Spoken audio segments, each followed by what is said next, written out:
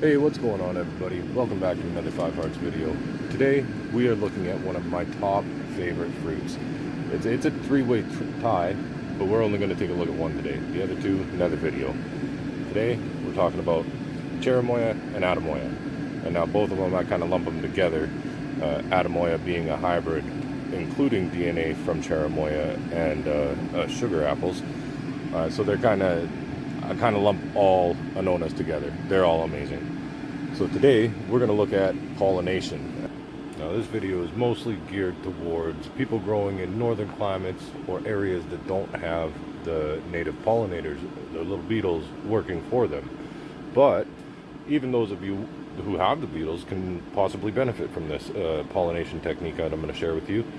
And it would be particularly useful if you're hybridizing your own fruit, or if you're just not seeing the fruit set rates that you'd like to.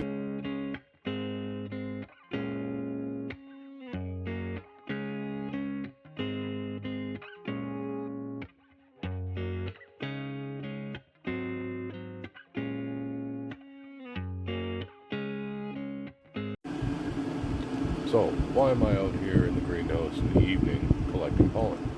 Well, it's quite simple. Annona flowers exhibit a phenomenon called protogeny dichogamy, which means the plant exhibits different sexual traits at different times of the day as to not allow self-pollination. Now, the trees are self-fertile, but they do everything in their power to prevent that. So, the way they do that is the flowers will start off in a female form in the morning, and then later in the day, the stigma, or the sexual organ of the female flower, will dry out, the flower opens up further, and then the stamens loosen up and drop their pollen.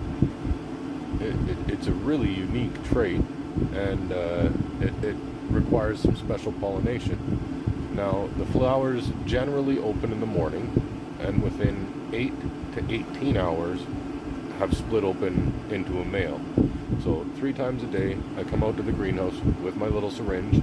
I'll collect the pollen, I'll deliver it to the females that are open, and then I'll come back in the afternoon, do the same thing, check for any females that have cracked open, any that have switched open to the male form, and I'll repeat it again in the evening.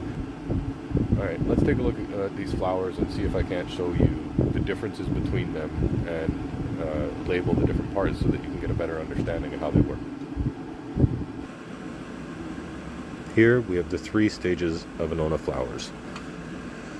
We have the mature, not yet open bud. Then the flower will crack open and look like this. This is the female stage. Break a bud off here. So, on the outside layer here, the more white, puffy looking edge here, these are the stamen that have yet to mature and drop their pollen.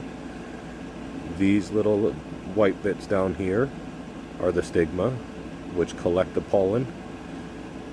And the more of these that are fertilized, the more seed you end up in the fruit. Finally, now this flower I pollinated earlier today, but sacrificed for the sake of the video here. You can see some of the old stamen, right in the center of that stigma there. And then on the outside of the flower, you can see the pollen loosening up from the stamen of this flower here. Right there, see it all? So it's a really cool morphology for this flower. It's a little bit of work, but well worth it. Now let's go take a look at one of the fruit sets real quick.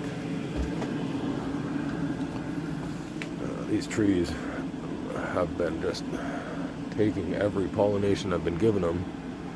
They've got little fruit sets all over it right now. Alright, for today's giveaway, what do we got, Coda? Grafted Dream Cherimoya. That's right, a 1 gallon, beautiful little tree ready to go to a Canadian viewer. Should our winner be outside of Canada, we will be giving away a package of budwood from our mature trees. We have over 30 varieties, so I'm sure there's something here that's got to be some interest to somebody, right? All right, and for the winner, what do you think? 100 subscribers? That's when we draw the winner? Yeah. Yeah, okay. 100 subscribers, live viewing. Let's go. Here's a couple that I pollinated last week. They've all started to set successfully. Some more recent ones here.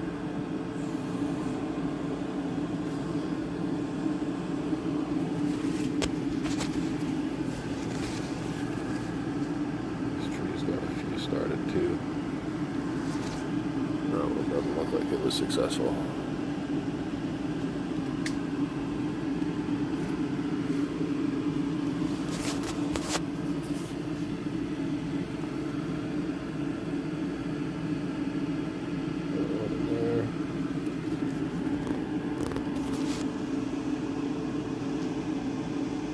There's a bunch on that tree over there too, and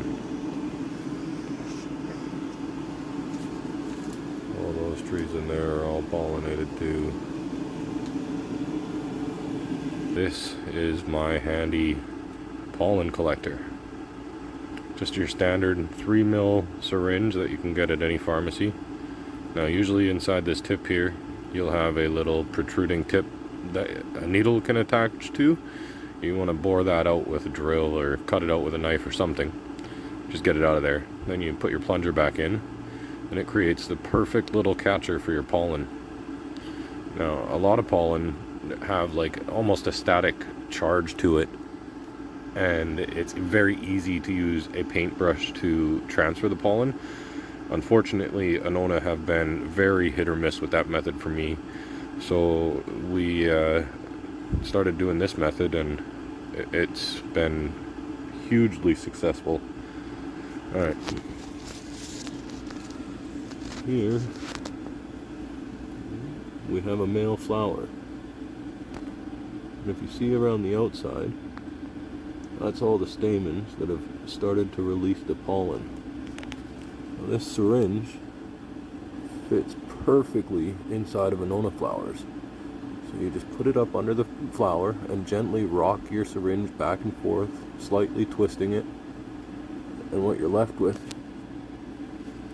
is just the stigma and the old pollen that I pollinated it with yesterday.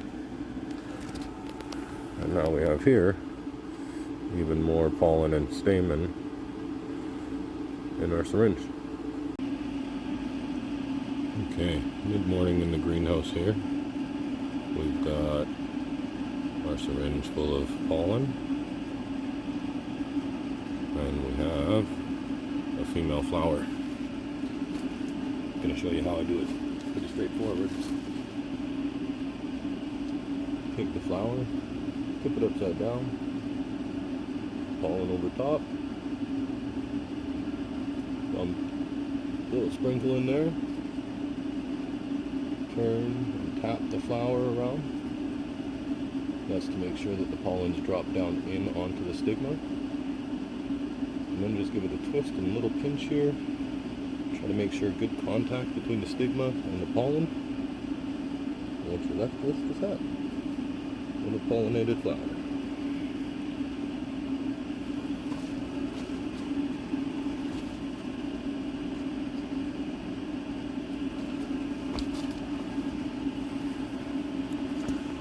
See down here, a couple pollinated fruit right there, and that's on our Paxton Prolific.